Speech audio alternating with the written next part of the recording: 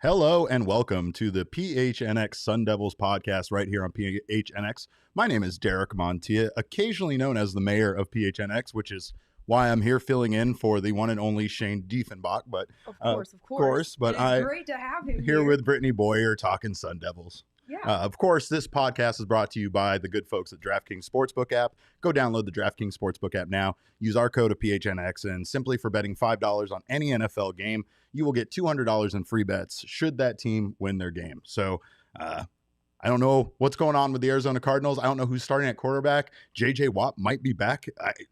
Might not need surgery. I have no idea what's going on. So stay away from that game, but find yourself a game. Yeah. Things are weird. He's a mutant. I don't know what is going on with him, but he might not need surgery after tearing just everything in his shoulder. So yeah, I'm fine. It's whatever. But yeah. Put some Alcalado on it. So much stuff going on. It's been a wild week for the sports scene in Arizona for the last the last week. It all kind of started last week on Saturday, and it's just been a perpetual Ferris wheel of just going around in a circle of all the issues. Right. So, I feel like there's so much to talk about, but since it's the ASU show, it's a Friday fun day, we'll try to keep things pretty late. Let's do that. Let's do something fun. A lot to discuss today. ASU has their game against USC this weekend, 7:30 kickoff time tomorrow. And you know what? I think first and foremost, we need to break it down with we finally have a name for this segment, by the way. I'm a little sad Shane's not here, but our segment, the Pitchfork Points Onward to Victory, are 3 points to ensure Arizona State focuses on to try to lead them to winning the game. So, Derek, you were at last week's game against Washington State. I'm still sunburned from it, and so are they, kind of, I guess. Yeah, they're actually burned from it. Yeah, it was not a good game, and it's it was a blackout in the middle of the day for some reason. Did you wish that you were blacked out? Well, yeah, I really wish I was. And at $14 a beer, I really couldn't get blacked out drunk, especially off Coors Light. But I wish I was watching them give up the ball as many times as they did. It seemed unbelievable there early on when they just kept fumbling the ball and just having all of this bad stuff happen against not a very good Washington State team at all. So it was hard to watch. It was bad. Yeah, it didn't seem to stop. No, it was bad. I felt like it was before I even could get to the side of the field that Arizona State was driving towards.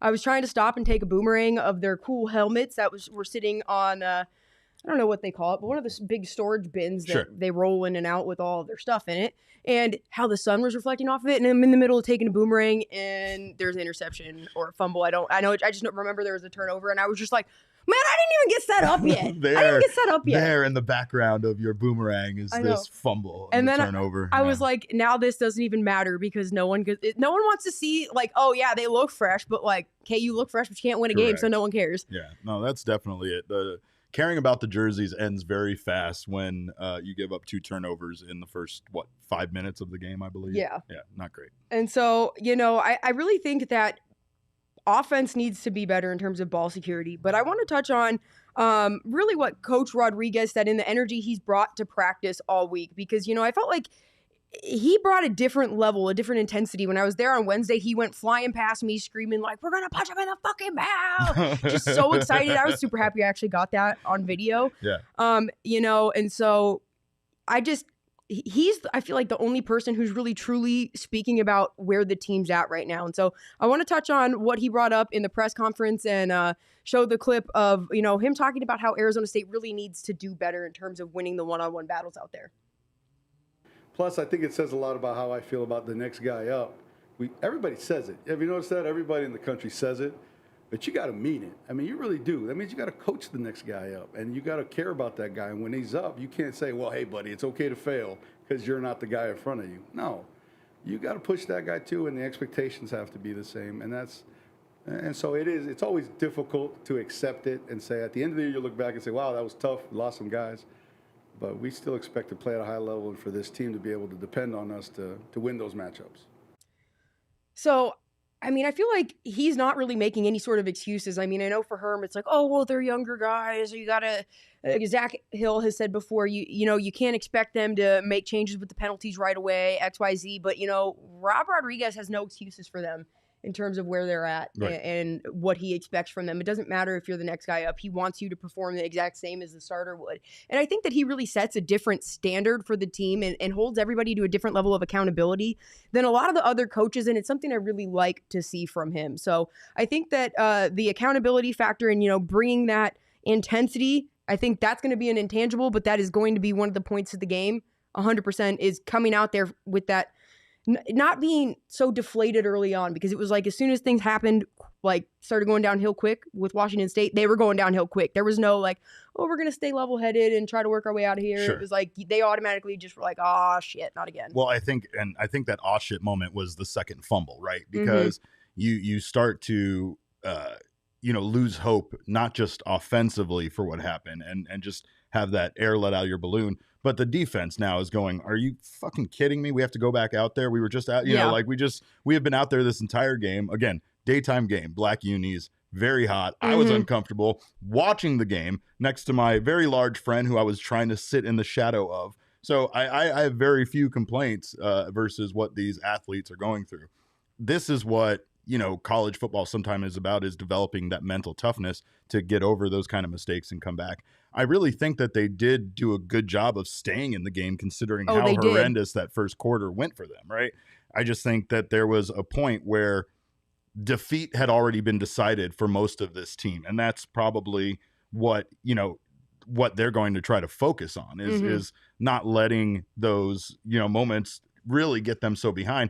They really start snowballing you stop taking care of the ball. You stop, it just all of a sudden hope declines very fast. Yeah. And I don't know if you saw the article that was circulating. I want to say it was on Sunday.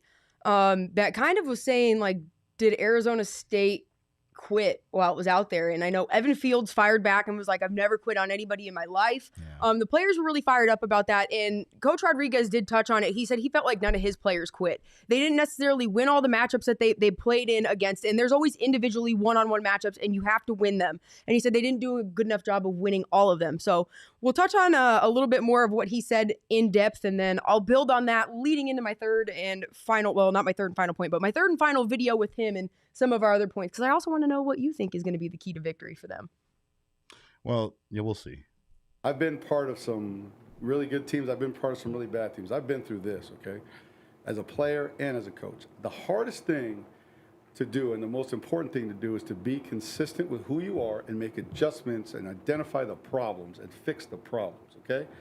So if I go back there, and what people don't realize is like, the worst thing you can do is if your team played poorly, if your group played poorly, you should coach it, fix it, push them to do everything. But I can't walk in there, kick in the door, and start screaming and pointing at people just because we lost or we're losing.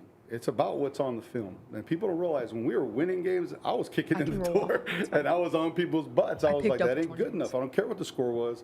This ain't good enough. This ain't good enough. Meshed them both together too. What we can't do is change who we are and how we go to these guys because we're losing. We need to be that way all the time, and that's how we are in the defensive line room. So what I'm going to do is I'm going to continue to be hard on them. I'm going to continue to hold them to the high level, but I'm not going to sit here and finger point. Now, their failure is my failure. Their success is my success. And as a matter of fact, I hope that I can give it to them and it be their success.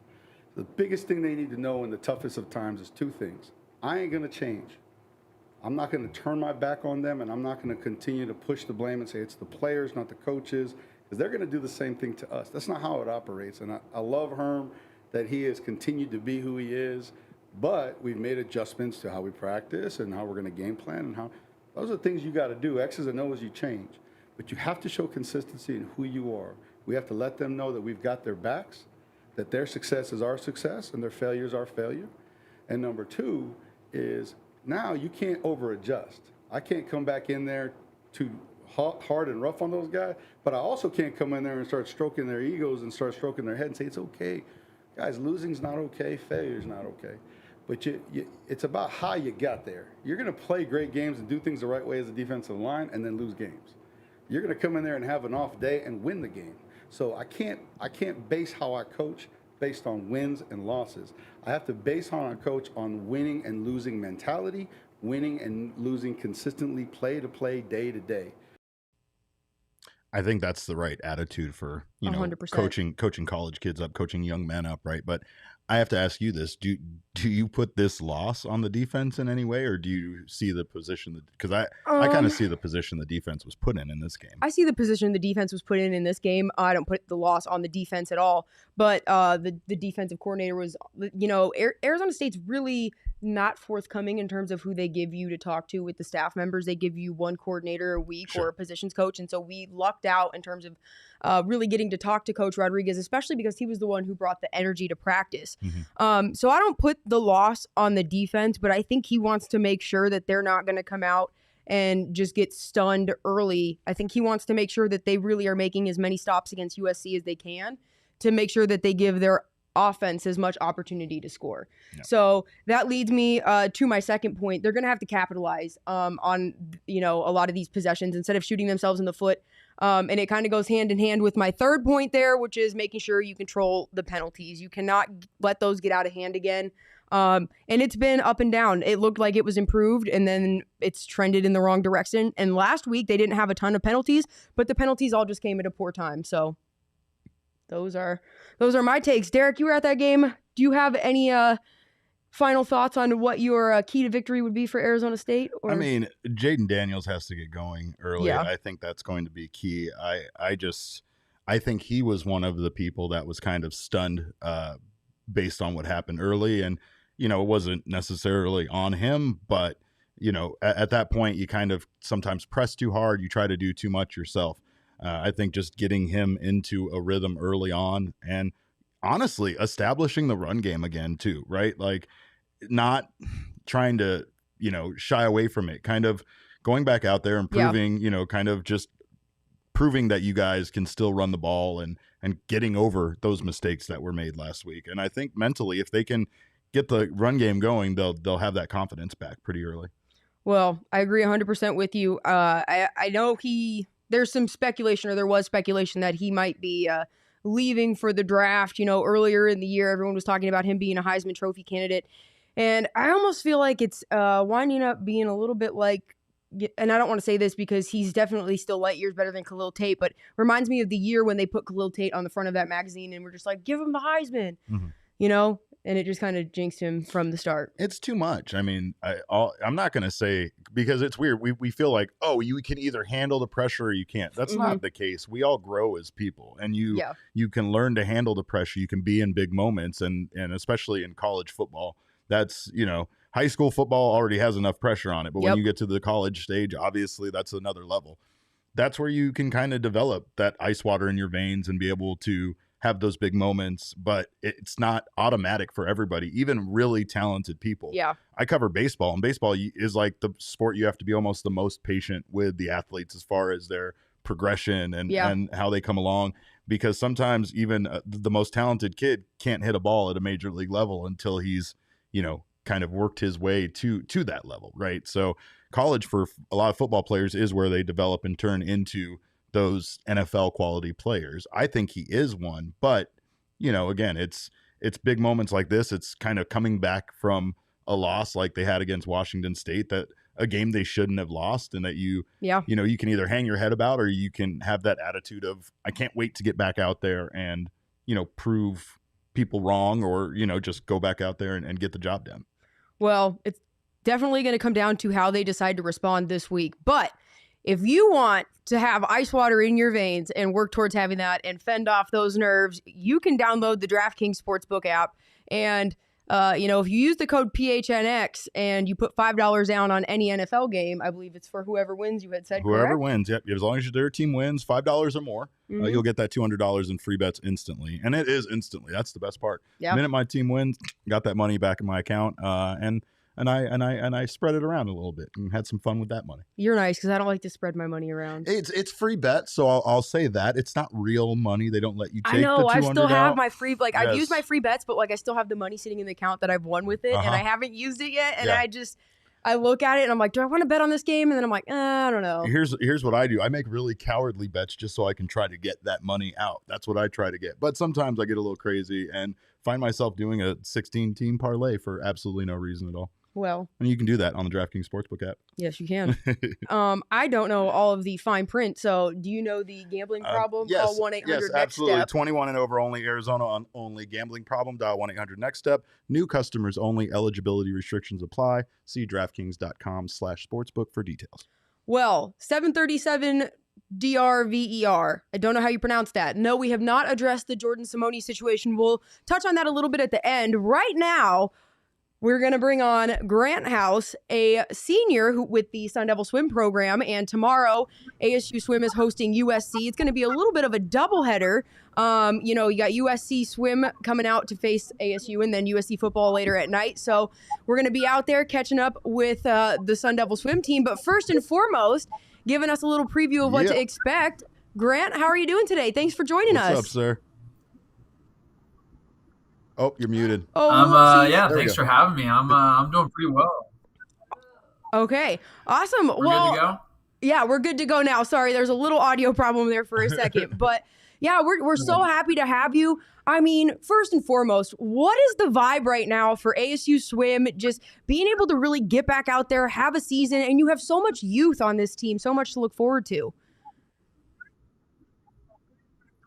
Yeah, we have 30, I think over 30 people who have never actually competed in a sanctioned official college meet of any sort right now on the team, which is both sides unique, but also very exciting that many people of the team are going to experience that for their first time.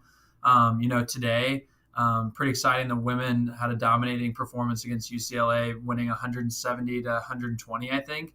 So that's a great start going into the weekend.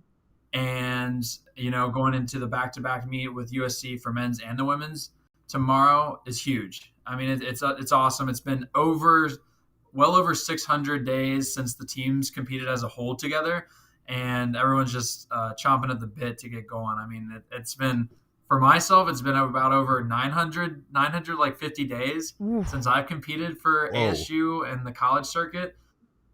So it's been a fun week, kind of building each day towards Saturday.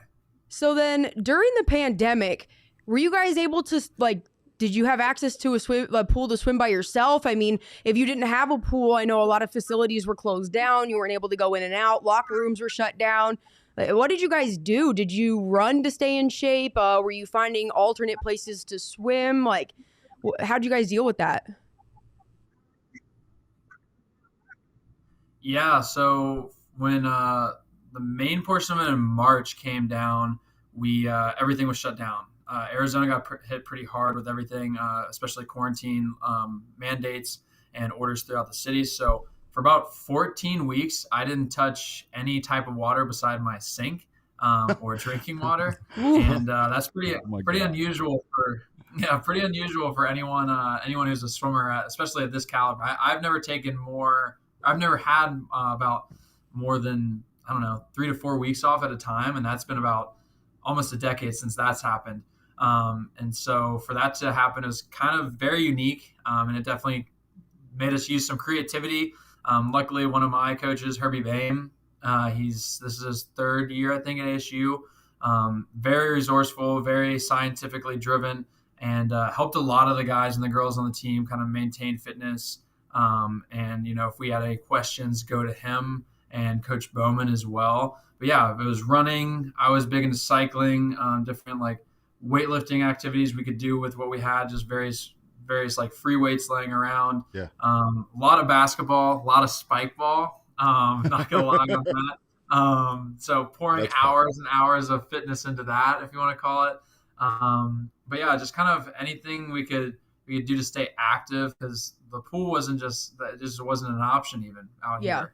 Sure. Some people went home, and then around June, July, things started opening up a little bit. I fortunately had a connection where I just was able to use a backyard pool. Someone with a backyard pool that I was able to do some laps in, and work with some other swimmers here in Arizona. But then around, I'd say June and July, we found a local pool here, and we'd go there once or twice a day, at least once a day, as much as we could, and do practices as the team. And we didn't even get access into the pool last year until at ASU because of mandates till like, I think September, October. Oh, Yeah. So how did that feel, like having that much time off? I know sometimes like runners, if they take some time off and they go back to running, they feel like they got their legs back. They kind of feel rested and rejuvenated. Do you feel that way? Because I know swimming's so different than any of these other activities that you can do to stay in shape. Did it feel weird to get back in the pool? Did you feel like you had like the time off kind of rested you? How did it feel to get once you got back to like normal swimming? Yeah, it was definitely unique. I think one of the big things was for a lot of people is that it showed us, like we kind of hop back right into doing some of our best times. At least for me, like if you maintained like your fitness and health to like a general decent degree and just Sure. didn't completely do nothing, like I hopped in and I mean I think within 3 or 4 weeks after like getting back to a regular training, like at least just once a day, I was already going like best times, and that was mind blowing to me. Yeah. wow. Because it was just like I was like, oh no way, I'll take like forever to get back in shape and all this stuff. But I think it's just swimming. We're doing 2 hour sessions, like two-hour sessions, at least 3 times a week, almost four. And then we are typically always doing a 2 hour swim and then a lift on the days that we're not swimming twice. So we're just putting like so much volume and breakdown on our body that I don't think Right. and it's so normal to us, we don't even realize that it's that crazy sometimes. So just having all that time, I think for people like myself who've done it for years on years, like over a decade of it, like having that time with our bodies, at least I felt it. My body was like, thank you. Yeah. I need this. I gotta take a second to chill here and just like relax and then we'll go forward from there. But like, yeah, my mental space was great. My like physical body just like it was just recovering and like sleeping a ton and just kind of soaking it all in, honestly. Yeah. Did you No, I was have going to say a that question? sounds like for the best, to be honest. I mean, I know that it sucks to be away from your sport like that. And again, what a unique sport that you can't, you can't go train and do your thing like normal. But I almost feel like, doing different training might help you, even though it's not training for, cross training. like cross training. Right. Yeah. Exactly. Just because you guys probably don't have the time to do some of that other training because you're in the pool so much. I think that you might have done yourself quite a bit of good during the off time.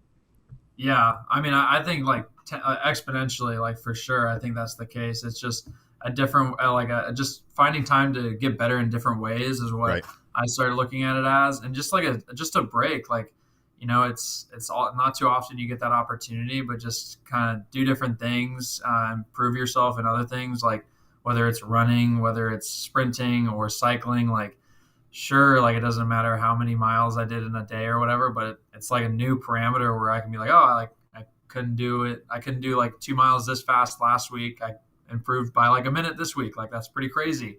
Yeah. And just having those like small marginal like increments of improvement were pretty awesome to see, especially in like once you get into sport, whether it's like track or swimming or anything, where the margins of improvement are a little less glaring as you do it longer. Yeah. Mhm. So it was nice to see those like tangible improvements. And going into like the year where ASU, we decided to redshirt our whole team, which I've never heard of that for any sport in the Right. existence of sports teams.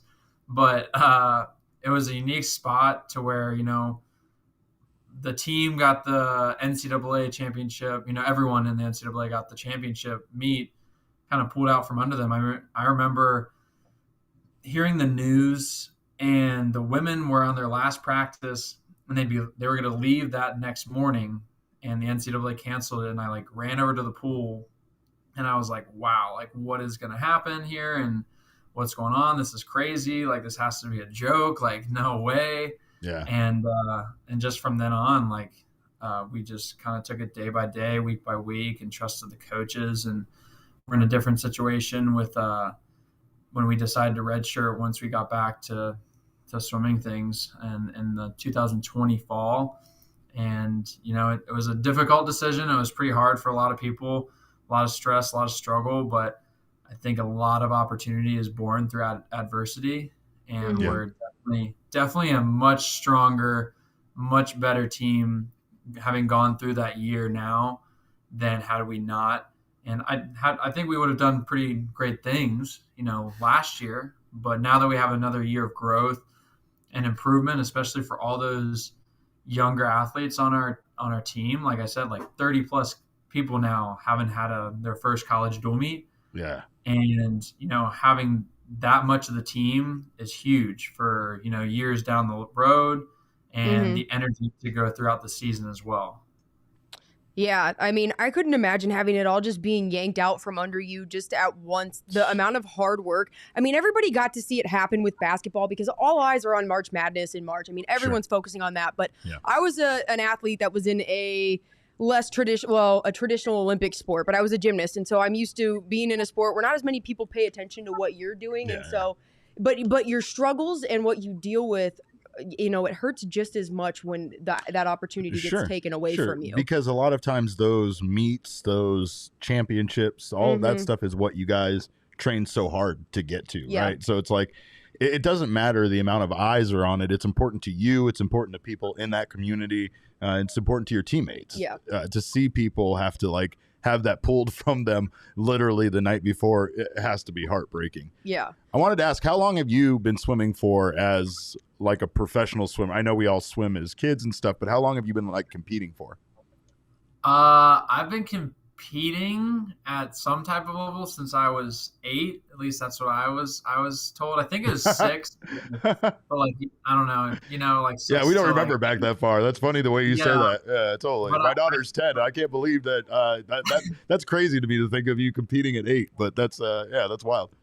Yeah, I know things. I don't know. I never really understood any difference of just swimming with my friends or anything. And then when I was about I don't know, I'd say 13 or 14, I started getting a decent idea of okay, I'm kind of okay at this sport, or I tend to be always gravitating back towards this. Yeah. And I think around 14, I really started to directly understand what I could do, what I had aspirations for, and actually achieving those.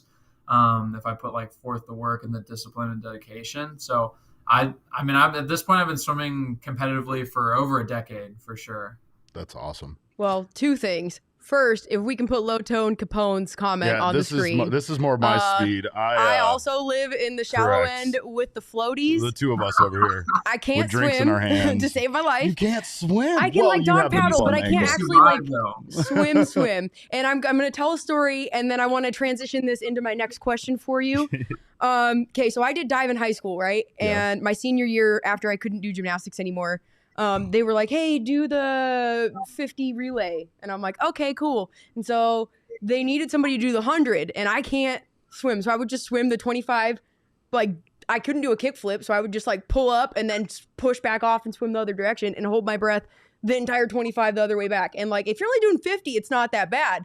But 100, I'm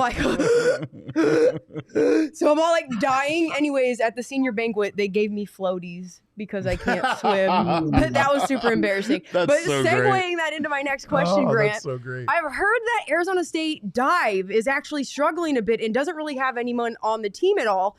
I wanted to talk to you a little bit about what that is like, especially being that U of A has such a strong dive program with people like Delaney Schnell, who were at the Olympics this year and representing. Yeah, it was definitely another interesting kind of turn of events. We had 2 really strong male divers, David Hoffer and Yusuf Salim. Yusuf was a 3-time Olympian for Egypt. And Coach Mark Bradshaw was Olympian himself. And so, I mean, we had the credentials on the dive team. It just wasn't really kind of pieced together on things. And on the women's side, we had some 3 or 4 of our athletes. They had 3 of the 4 had injuries. So they were sidelined almost the whole seasons. We had one girl go change schools because of home issues. And so it was just kind of an up and down aspect. And the year that Coach Bradshaw chose to move on, it was COVID, rather unexpected, and just he felt it was time. And so for the year, essentially, we just didn't have a dive program. But I mean, I've traveled the world to compete for swimming, and I don't mean this like just to boast on ASU, but honestly, this is one of the most beautiful and like well-built facilities I've ever seen in the entire world, especially an outdoor facility. It's absurd, especially if you're a diver. Yeah, for real. Like that's got to be so sick. And it doesn't look good from the outside looking in, but if you stand in that like 6th Street parking structure too, and you can actually see in to the pool, oh, it's awesome. Yeah, it really is. It's almost like a hidden gem because it looks like it could be a little misleading from the outside at first, right? Am I wrong? Well, it's kind of it's a plain building of sorts. You can see like the 10 meter and the 7 meter up on there, obviously, just because of how tall it is. But I mean, we just had some recruits in. We just signed 2 pretty strong divers. Lane Stallworth, shout out to him, and his brother's on the team right now. Actually, that's pretty cool. Jackson Stallworth, he's a freshman from Texas. But we also just signed. I don't think this will be a matter of an issue, but we just signed some NCAA qualifier that's a diver. So like we had the year, I guess, without it. But it's obviously proving to show that it didn't stop down our recruiting or the fact of the matter that like this program in diving has gotten results and kind of rebuilding that in the process with the swim team. So I know we got someone who's an NCAA qualifier already joined in the team this year, and that'll only help us immensely with the swimming points and how meets are scored as well. And I know U of A has a solid team every now and then, but I also know they've had some pretty big sanctions coming down their pipe on diving as well the last couple of years. So, yeah, there's a lot to compete with in terms of just in general in the Pac-12. I feel like the Pac-12 has always been one of those conferences that's really good at like Olympic sports. But if you look at like your revenue generating sports like football and basketball, it's hit or miss. But finishing up, and I probably should have asked you this first. What is your Sun Devil story, and how did you find yourself here at Arizona State, and was it what you envisioned for yourself? Well, I guess I'll start at the tail end of that question. Say it was, I guess, never what I envisioned for myself. Coming from Southeast Indiana, I didn't even know Arizona State existed. I knew the state of Arizona existed, but I had never even heard of Arizona State really. Just because the swimming program hadn't been that predominant since I was alive and born. But coincidentally, when I was about 8 or so in 2006 or so, I think, or 7, my older brother Kyle, he swam as well in college at Division I and Division II level, and we took a trip out here. He was being recruited by U of A at the time, Grand Canyon University, and ASU. So we visited those schools, primarily U of A, and got to be out here and visit the campus, see the dorms a little bit. But the following years after that, ASU's team got cut. So my brother couldn't even come here if he had wanted to, which was a little unique because he was kind of considering it pretty decently from what I understand. But I'd been out here, been around the area at a young age, but I just kind of like didn't recollect that or didn't have a memory of it too much being so young. And then when Coach Bowman came here in 2016, I want to say, or 15 to 16, I took notice, but I was like, okay, like we'll see. Maybe he's just doing the pro team and we'll see how the college team goes. And I think the year after that, ASU literally had the highest rate of improvement out of any college in America. Yeah. And, for anyone who's swimming, like, improving is honestly like a majority of the battle. Like, oh, dude, it's so hard once you get to a plateau. Crazy. Yeah, it's crazy. And to see that, like, after his second year here, I was like, well, like, the proof is in the results. Like, you can't deny that. Like, our sport is literally like, you touch the wall. Did you win? Did you not? There's your time up on the scoreboard, and that's it. Yeah. And so, from there, I started during the recruiting process talking with Coach Bowman and the coaching staff here. It's changed a good amount since I've been here, which has been a unique experience as well. But Coach Bowman's always been someone who's steadfast and been with the program, tried and true the whole way through. And, when I first met him, I said I wanted to build a program that is becomes, the namesake and the powerhouse. And when people think of swimming in this sport and in this country, and right now there's Texas, there's Florida, Indiana University, and a couple other Pac-12 schools. But I was like, I think we have the facilities. I've seen them. Once I was on campus, I was like, I know you have the resources. I know you have the knowledge. And I was like, and that's probably undermining it at my level at that point.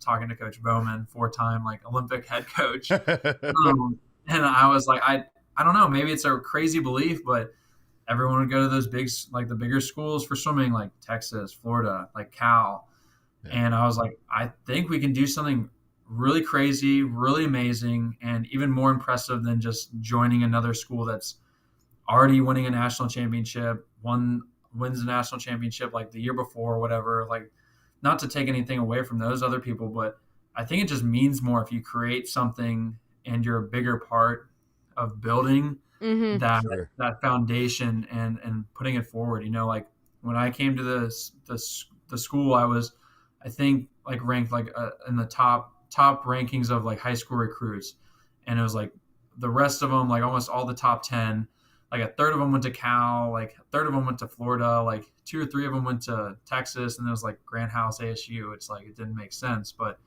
like we look at our recruiting classes now, I think the last 4 years, the last 4 years since, and including myself, we recruited the number 1 recruit in the country. And then now we're also pulling, guys like Jared Arroyo from Arizona, who's a really high-ranking recruit and international representative at the Olympics for Puerto Rico. Leon Mershon, he got 6th at the Olympics. Yep.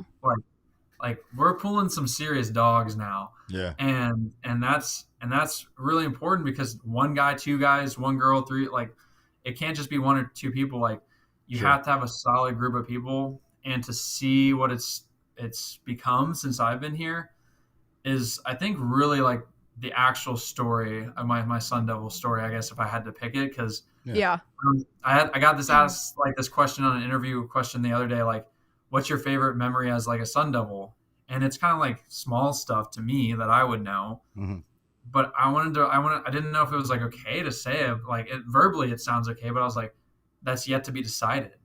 Like I kind of thought that was like pretty cool. I don't know. Yeah. I get where you're coming from, because it's almost like, you don't want to limit it to things that have already happened. And, it's kind of hard to really analyze what is your favorite while you're still living in that moment, if you want to be present in it, right? Like if you're still present in the moment, you can't be like, oh, that was my favorite thing, because if it's your favorite, it's almost like it has to be past tense, like you've moved on. Sure. But like what you're doing for this program has an impact, right? You said, it takes more than just one person doing it, but you doing it leads the way for other people to want to join this program and be a part of it as well. So, I mean, I can see it more, at times about being kind of a legacy thing for you a bit, that you kind of got the fire started, and like you said, it's not just one person, but definitely you guys have a lot of talent now, and you're a big part of the reason why you guys have so much talent. Yeah, thank you. I mean, that's one of the aspects we've been talking about this year, especially with one of my best friends and teammates, Carter Swift.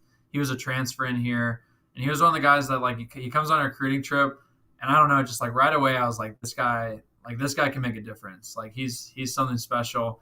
And he just recently talked to me. He's from New Zealand, and I think a lot of people may be familiar with the All Blacks, their dominant rugby team. Yes. I think the highest winning percentage of any team in sports history, like above like 80% wins, which is crazy in like 100 years. And he told me about this term called Waka Papa, and essentially it means plant trees that you'll never see. And so when I heard that this year, that's kind of been like, that's deep. That's deep. Yeah. I like that. That's really cool. Deep. Yeah. But that's been like, we've been talking about legacy. No, I was going to say, we've been talking about legacy a lot. And I mean, that's really what this is about. And again, joining other programs is great, but the fact that you and others have gotten this program started it's different, and it has to feel different for you guys.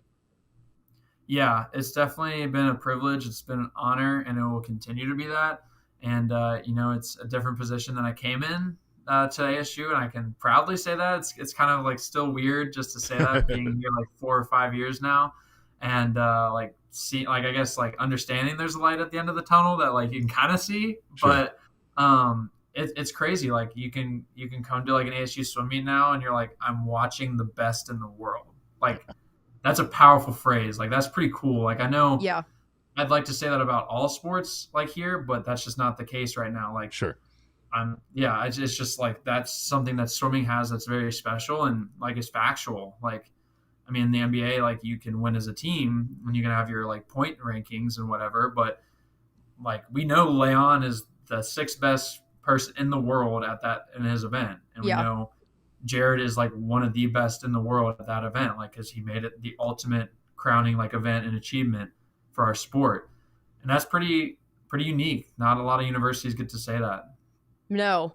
And Grant, before we let you go, like you said, there's so many people who have achieved so many amazing things. If you go out and decide to come out a little bit early before tailgating tomorrow for that USC game to catch the USC versus ASU swim meet, who should we be on the lookout for? Because, you know, there's so many amazing people. You named off a couple of your teammates, but is there anybody else? Yeah, I think a couple. I mean, there's a lot of people to watch on the men's and the women's side. I know for the men, Julian Hill, Jack Dolan, Alexander Colson. I mean, those are guys that have been putting in the work for 2.5 years now, and I mean, they're just waiting to get let loose. Some of our big seniors on the women's side, Erica Lanning, Nora Dulesky, Molly Batcher, she just transferred in. She's making an immediate impact. Emma Nordine, like she qualified first in NCAA's last year or 2 years ago when it got canceled. She was going in first in 2 events or 1 event at least. So there's a ton of young talent, Leon as well. That's there and in a good light. You know, David Schlecht, he's a transfer as well. That's going to make NCAA scoring potential and points as well. So, you know, really it's on the men's side. It's really every event. Like I'm not even joking. Like every event, like it's going to be fun to watch, and it's going to be an exciting event to watch. Like because we had just had that deep of a roster now, and that many guys who can make that big of an impact. And for the women too, it's just an exciting time to see their program rise and grow too. That's such a refreshing thing though to hear, because Arizona State is not always the strongest when it comes to just anything in general. But to be a little bit more specific with that, when I was, really just getting started at ASU myself as a freshman and sophomore back in like 2011, 2012, Arizona State swim is not at the level it was now. So, you know, to see how much you guys really have improved too in the last decade, it makes me feel good as an alumni or alumna of the university to see the sports continuing to improve. So I appreciate hearing that, and that's kind of the goal, and I feel the same in sentiment as well. And unfortunately, Dash, I guess not fortunately, but unfortunately, there's been a lot of sports ASU that get to the level of, you know, we just made it or we're just good enough, but haven't made that step to be like national champion, conference champion, or like win and be dominant. Sun Devil swim coming for the heat. That's right. That's what it's. Yeah, that's where it's at. Like we're kind of under the radar right now, but we're coming for it, and we're coming to change that mold for all of ASU, but especially our program too. So it should be our thing. We have the weather for it. This is what we're about, right? It's 365 out here. Well, I don't know if you can say it, but I definitely can say it. It sounds like ASU swim is going to be kicking ass and taking names this year. So we're definitely excited to get out there and watch you. Best of luck, Grant. Thank you so much for taking the time with us today. And we'll let you get back to your Friday night festivities as you prepare to take on USC tomorrow. Yeah, I appreciate it. Thank you so much for the opportunity. And tomorrow, 12 p.m. high noon, USC men's and women's, come out and support. Appreciate it. Excellent. Yeah, of course. See you there, Grant. Thank you so much. Yeah, thank you. So great interview with him. And like I said, I'll be out there tomorrow catching up with what's going on with Sun Devil Swim, talking to Bob Bowman, getting some interviews. And if you're interested in reading about that, you can go over to gophnx.com, become a member. You get access to our members-only Discord lounge where we chop it up in there. Yeah, we got some good conversations going on. You also get access to all of our exclusive written content, you really just are more in the loop. So again, we encourage you to head over there, become a member of Go PHNX. And I think we have a special right now when you sign up. Yeah, but absolutely. I'm not 100% sure what it is. I'll tell you, you can go over, probably shouldn't be telling you this, we're not that show, but go over to see what the Suns and the Coyotes have to offer. You might get something a little extra, but if you're an annual member, you will get that free t-shirt for signing up. And if you want to do the month-to-month option, just 50 cents. It's just a little appetizer, but check out the website and see if you dig what we have going on. We have great content all the time. And if you're an Arizona sports fan, and it's beyond just the college game and the pro game, I think you'll like what you see. Yeah, and I feel like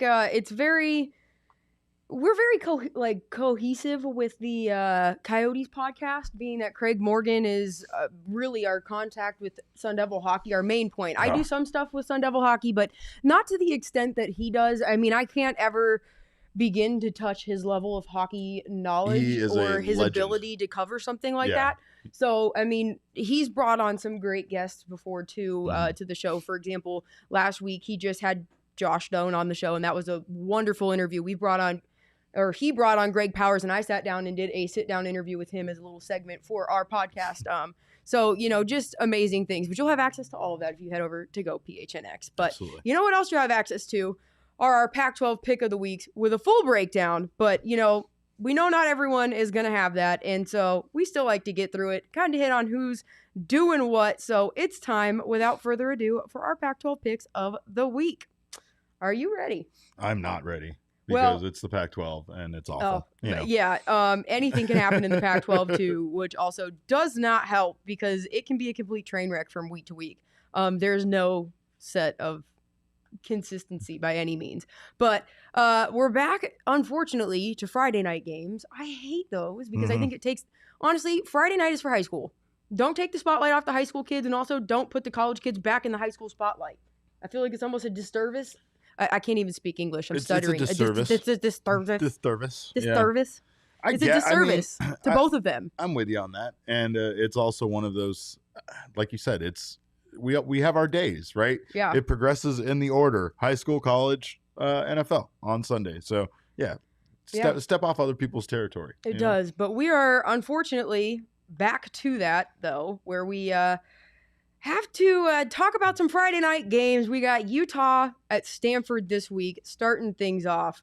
I don't know how much you've been watching Stanford aside from when they came to play in Tempe, but they've struggled this year. They're not off to the hottest, or they're not having the hottest year, I should say. Yep. Meanwhile, Utah's been they've been pretty dominant as of late. They're looking to keep a hold of the Pac-12 South with where they're at. So it's definitely going to be a big game. I don't know if Utah's going to have what it takes to pull it off, though. Or not Utah, I'm sorry. Stanford is going to have what it takes to pull it off against Utah. I mean, especially against Utah's run. If they do, it's definitely going to have to be with the pass, like their passing game. And McKee's arm, because he's shown that he has potential as a quarterback, but I feel like he's lacking the skill set around him. He just doesn't have those other position players to help him. And I feel like it's unfortunate because, at least if you're Stanford, because you could be a lot better than you are.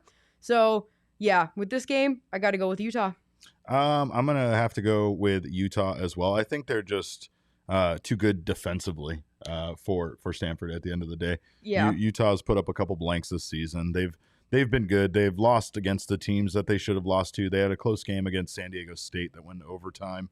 That was ridiculous. But, I think that, I'm with you on Utah. I also think Cal is going to smash Arizona tomorrow, but that's just for obvious reasons. Yes and no. Because some people may not be aware that Cal is dealing with a little bit of a COVID issue right now. Oh, no. Yes, just announced yesterday. But here's the unfortunate thing that makes things even more crazy is they have not announced how many players, and they have not announced who is being impacted. At this rate, the game has not been canceled. We are exactly 18 hours from kickoff. I heard it might be canceled, but okay, that's the reason why it might be canceled. I heard it might be canceled as well, but I have not seen anything yet. As of now, everything is still on the table to progress. So COVID wins once again. Always take COVID on the over. COVID on the over every time. It's like Cal 0, Arizona 0, COVID 1. Like they both take a loss.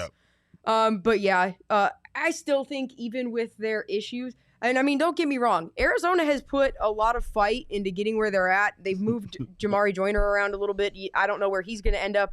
They might end up putting him back at quarterback for a little bit this week. But, it's going to be a lot for Will Plummer to have to step up and step into, he was the starter before they decided to circle back through and go through Jordan McLeod and Gunnar Cruz and then settle back on Will Plummer. And he wasn't the starter. He was competing for the starter with Gunnar Cruz. Long story short, he very quickly found himself in the third string quarterback position role. And now he's back as a starter. And Arizona's pretty screwed if he goes down because then they just have like a walk on. Yeah.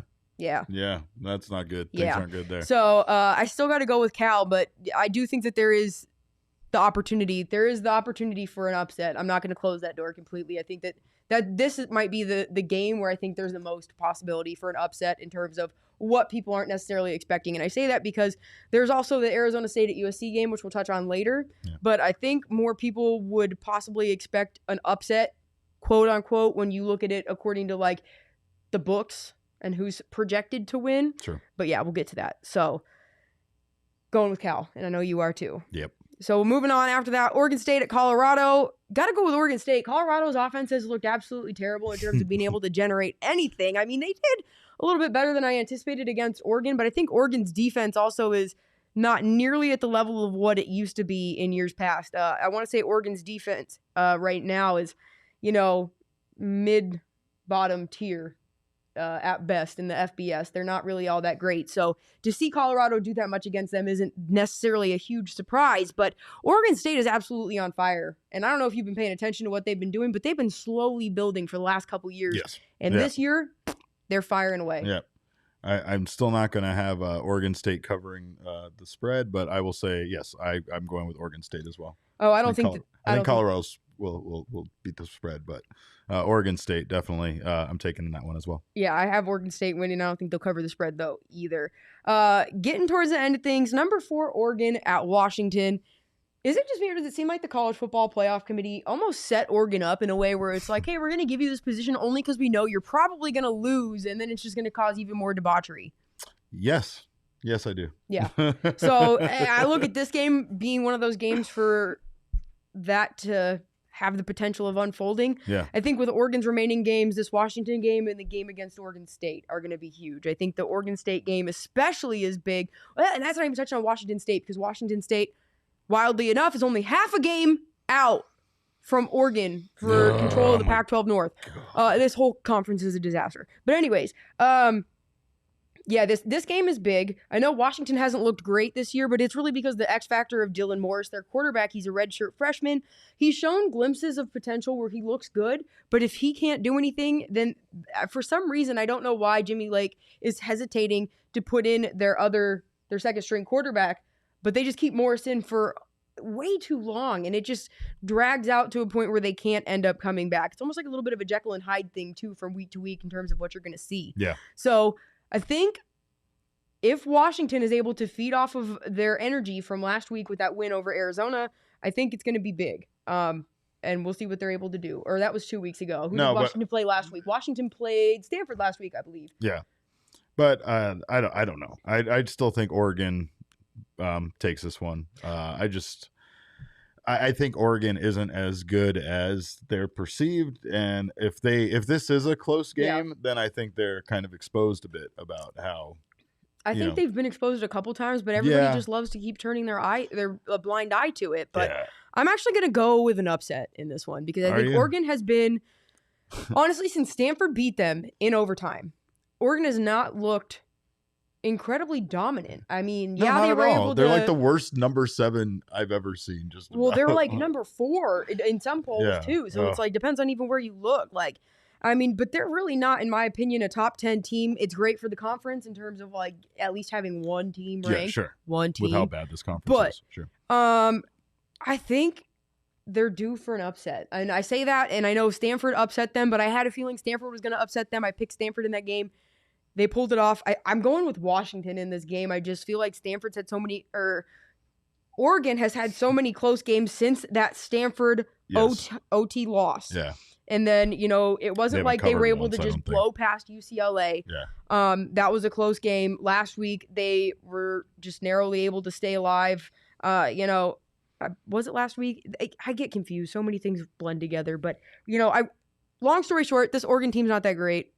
I think Washington, even though they're not that great, they have the ability if everything's able to click. You fool. We'll No, see. I'm joking. Well, that's why I don't bet real money on this. Wrapping things up, though, we have USC at Arizona State, which means it's time for the DraftKings cheese pick of the week. Aaron, go ahead and hit it. I don't think I have the cheese pick. No, I sent it. Did it not save? Let me see. You said it's left? No, did I? I think I airdropped it. Our cheese picks. No. Well, why don't you send me your cheese picks and I can play the Friday Funnies? Okay, so we're There going we to come go. back to the cheese picks. Take a break with Friday Funnies real quick. Yes. Pardon Because we our all need interruption. it right now. So Friday Funnies video to one. Let's roll it. Derek's first. Yeah, I brought in some baseball clips. This is the Atlanta Braves World Series Championship Parade. And what you're seeing right here is World Series stud relief pitcher Tyler Motzik getting accosted and potentially arrested by the police at his own championship parade. This entire parade was full of laughs like this, but this one's very funny because the police had to realize what they've done and let him go. There's also another clip of here's the bus, and this is how you know Atlanta hasn't won a lot of World Series. Slow the bus down. They're literally rolling. Well, it's 30 like a miles an freight hour. train. What is going on? If that bus goes below 55 miles an hour, it will explode. We have the cheese pick. All Okay, right, let's go with the cheese picks. turning it back around. Yeah. Here we go. What's up, guys? All It's right. time for our DraftKings cheese pick of the week. Oh, this poor This cheese. week's game is USC at Arizona State. Kickoff time is at 7:30 on Saturday. Arizona State's a 9.5-point favorite in the game. But, Arizona State also has not been playing very well lately. So it's a little hard for us to willingly pick them, seeing what they have and have not been able to do on the field. However, USC also is going to be without Drake London, so that's going to be a huge blow for them. So we'll see what they're able to do with their interim head coach. But without further ado, let's see what the cheese says. It's all shredding into pieces, like my whole life crumbling was apart in front of me. It hit Arizona State. Send it. There it is. Right, we're almost ready. I think I found the dummy battery. All right. Derek filling in today for Shane because Shane couldn't be here. This one's for you, Shane. All right. This one's for Arizona State. That's at Arizona State. Yeah, Arizona State, it touched it. It touched it. It's Arizona State. it touched Arizona the State. The cheese has spoken. I was aiming very high. I was not aiming for anything other than try to get on the wall. It's so hard to throw Yeah. cheese, and you really It's don't not realize easy to it. throw cheese. You can't aim anywhere. I actually was aiming for way above, and Yeah. I was hitting below. I don't know if you're. And then my cheese shredded. See, I expected you to be an expert at this, so I thought your No, last methods were week- going to be right. Last week I and- spun in a circle and Okay. tossed it sideways. Yeah. Okay. We See, I have feel no like we method. need Last maybe week like I a should, frisbee method. yeah, something dude, like I that. thought about that, but Yeah. I need to test it. Like I need to I need to go buy a package of craft singles. This is your Just play game. around. This is your game. Yeah, you need to be the expert I know. at it. Okay, but like I want to try like when you go bowling, you got the granny roll. Oh yeah. Like I need Yeah. to try like a the different like methods. I need to try. Yeah, I Yeah. need to like perfect all I'm these with you. different ones and just start coming out like with parkour. Right. See, Parkour! I'm sad the state fair's gone because I could have shown you some of the ways that you beat games there. My brother used to be a carny, and he taught me how to beat a lot of those games. So yeah, I feel like I could be a carny. My life's really weird. I couldn't guarantee you could be a carny. Yes, for sure. Without Well- a doubt, you'd be a great carny. Well, without wrapping things up, I feel like without further ado, it's time for Friday Funnies. We already got a little bit of Got a little it bit with of mine, the yep. Atlanta Braves. Yep, absolutely. It was And a fun parade. that bus. If it slows If a down little below, kid was so a kid Yeah. could be like, "Oh my God, the Braves!" and they'd step Yeah. out in front of me and be like, yeah, no. That If is it done. slows down below 55 miles an hour, it will explode like the movie Speed. or like. That's probably a reference you don't get. I That's- don't. yeah. I don't. God, I hate you young Sorry. people sometimes. I'm sorry. I'm wearing Oh, a you shirt that's in kids. reference to one of the best movies ever made. That is, I yes. love John Belushi. Sure. Have you Okay. seen the movie though? Yes, I have okay, seen the I movie. just wanted to I make have sure. seen the Friday movie. Funnies. Let's go. Post the video that made you go viral. Okay, so I'm growing my hair out right now, and it's really short and at this awkward level. So I was like, you know what? I'm just going to look at like men's wigs on Amazon and see if there's anything interesting. So I pop up on this wig, and I'm like, oh, that's cool. And I'm like, I'm gonna go look at the ratings and see if there's any actual pictures.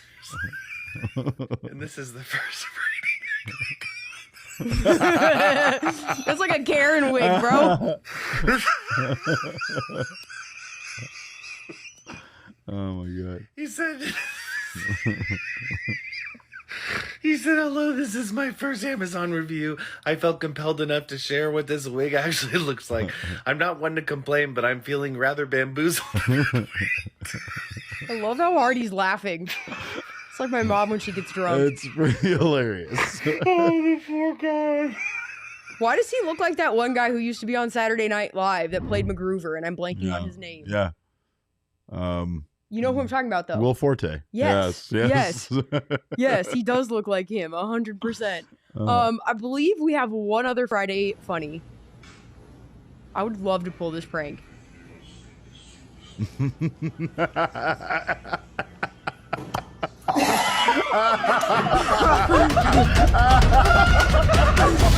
He's like gonna kill, but all the while the plunger stuck to his head as he's running.